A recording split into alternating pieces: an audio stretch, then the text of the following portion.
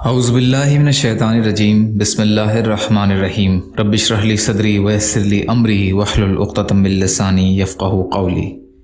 5 ربیع الثانی اسلامی تاریخ۔ پہلی وحی کے بعد حضور صلی اللہ علیہ وسلم کی حالت۔ غار حرا میں حضور صلی اللہ علیہ وسلم کو نبوت ملنے اور وحی اترنے کا جو واقعہ پیش آیا تھا وہ زندگی کا پہلا واقعہ تھا، اس لیے فطری طور پر آپ کو گھبراہٹ محسوس ہوئی اور اسی حالت میں گھر تشریف لائے اور کہا زملونی زملونی، مجھے چادر اڑا دو، مجھے چادر اڑا دو۔ چنانچہ اماں خدیجہ رضی اللہ عنہا نے چادر اڑا دی اور آپ لیٹ گئے۔ جب کچھ دیر کے بعد سکون ہوا تو سارا واقعہ آپ صلی اللہ علیہ وسلم نے اماں خدیجہ رضی اللہ عنہا سے بیان فرمایا۔ وہ آپ کی جانثار اور عقلمند بیوی تھیں۔ انہوں نے آپ صلی اللہ علیہ وسلم کو تسلی دی اور کہا کہ آپ نیکی کرتے ہیں، صدقہ دیتے ہیں، ضرورت مندوں کو کھانا کھلاتے ہیں، اللہ تعالیٰ آپ کو ہرگز ضائع نہیں کرے گا۔ پھر وہ اپنے چچا زاد بھائی ورقہ بن نوفل کے پاس لے گئیں۔ وہ تورات اور انجیل کے بڑے عالم تھے۔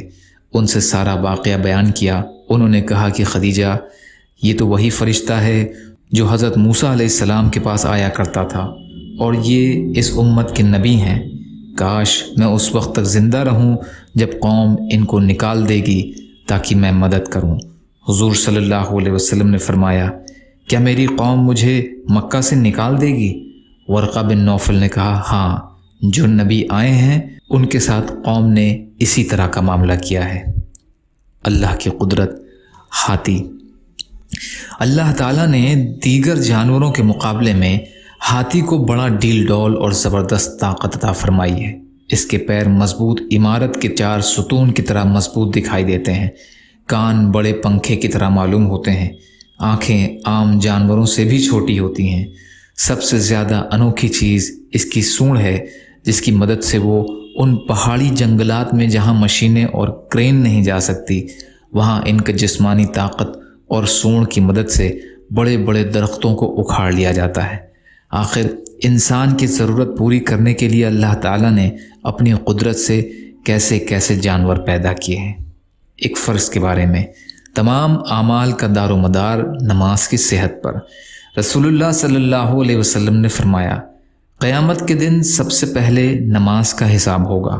اگر نماز اچھی ہوئی تو باقی اعمال بھی اچھے ہوں گے، اور اگر نماز خراب ہوئی تو باقی اعمال بھی خراب ہوں گے۔ ترغیب اور ترہیب۔ عبداللہ بن قرط رضی اللہ عنہ روایت کرتے ہیں، ایک سنت کے بارے میں، مسواک دانتوں کی چوڑائی میں کرنا۔ ربیہ بن اقسم رضی اللہ عنہ فرماتے ہیں کہ رسول اللہ صلی اللہ علیہ وسلم دانتوں کی چوڑائی میں، یعنی دائیں سے بائیں اور بائیں سے دائیں مسواک کرتے تھے۔ بیہقی کی حدیث ہے۔ ایک اہم عمل کی فضیلت۔ بوقت استنجا قبلے کی طرف منہ اور پیٹھ نہ کرنا۔ رسول کریم صلی اللہ علیہ وسلم نے فرمایا، جو شخص پاخانہ پیشاب کرتے وقت قبلے کی طرف رخ نہیں کرتا اور نہ پیٹھ کرتا ہے، اس کے لیے ایک نیکی لکھ دی جاتی ہے اور ایک گناہ مٹا دیا جاتا ہے۔ طبرانی کی حدیث ہے۔ ابو ہریرہ رضی اللہ عنہ روایت کرتے ہیں، ایک گناہ کے بارے میں، زکوٰۃ نہ دینے والا۔ رسول اللہ صلی اللہ علیہ وسلم نے فرمایا، زکوٰۃ کا ادا نہ کرنے والا قیامت کے دن جہنم میں جائے گا۔ طبرانی کی حدیث ہے۔ انس بن مالک رضی اللہ عنہ روایت کرتے ہیں۔ دنیا کے بارے میں، دنیا کو مقصد بنانے کا انجام۔ رسول اللہ صلی اللہ علیہ وسلم نے فرمایا، جو شخص اللہ کا ہو جاتا ہے تو اللہ تعالیٰ اس کی ضروریات کا کفیل بن جاتا ہے اور اس کو ایسی جگہ سے روزی پہنچاتا ہے جہاں سے اس کا وہم اور گمان بھی نہیں ہوتا، اور جو شخص مکمل طور پر دنیا کی طرف جھک جاتا ہے تو اللہ تعالیٰ اسے دنیا کے حوالے کر دیتے ہیں۔ بیہقی کی حدیث ہے۔ عمران بن حسین رضی اللہ عنہ روایت کرتے ہیں۔ آخرت کے بارے میں، قیامت کے دن پہاڑوں کا حال۔ قرآن میں اللہ تعالیٰ فرماتا ہے، لوگ آپ سے پہاڑوں کے بارے میں سوال کرتے ہیں تو آپ فرما دیجئے کہ میرا رب ان کو بالکل اڑا دے گا، پھر وہ زمین کو ہموار میدان کر دے گا، تم اس میں کوئی ٹیڑھا پن اور بلندی نہیں دیکھو گے۔ سورہ طٰہٰ کی آیت کا ترجمہ ہے۔ طب نبوی سے علاج، بخار اور دیگر بیماریوں سے نجات۔ حضرت ابن عباس رضی اللہ عنہ فرماتے ہیں کہ رسول اللہ صلی اللہ علیہ وسلم نے صحابہ کرام رضی اللہ تعالی عنہم کو بخار اور دوسری تمام بیماریوں سے نجات کے لیے یہ دعا بتائی: بسم اللہ الکبیر، اعوذ باللہ العظیم، من شر کل عرق النعار ومن شر حر النار۔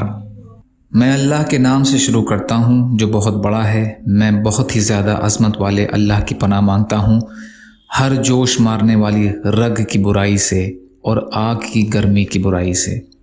ترمذی کی روایت ہے۔ یا اللہ ہم سب کو کہنے سننے سے زیادہ عمل کی توفیق عطا فرما۔ یا اللہ جو مظلوم ہیں، پریشان حال ہیں، بیمار ہیں، قرض میں ہیں، بے روزگار ہیں، محتاج ہیں، ان کی مدد فرما۔ یا اللہ اپنے حلال میں سے دیجیے، اپنے حرام سے بچائیے۔ یا اللہ اپنے غیر سے بے نیاز کر دیجیے، جو مانگا وہ بھی عطا کر دیجیے، جو بھول گئے ہوں اپنے فضل کرم سے عطا فرمائیے۔ برحمتک یا ارحم الراحمین۔ لا الہ الا اللہ محمد رسول اللہ۔ السلام علیکم۔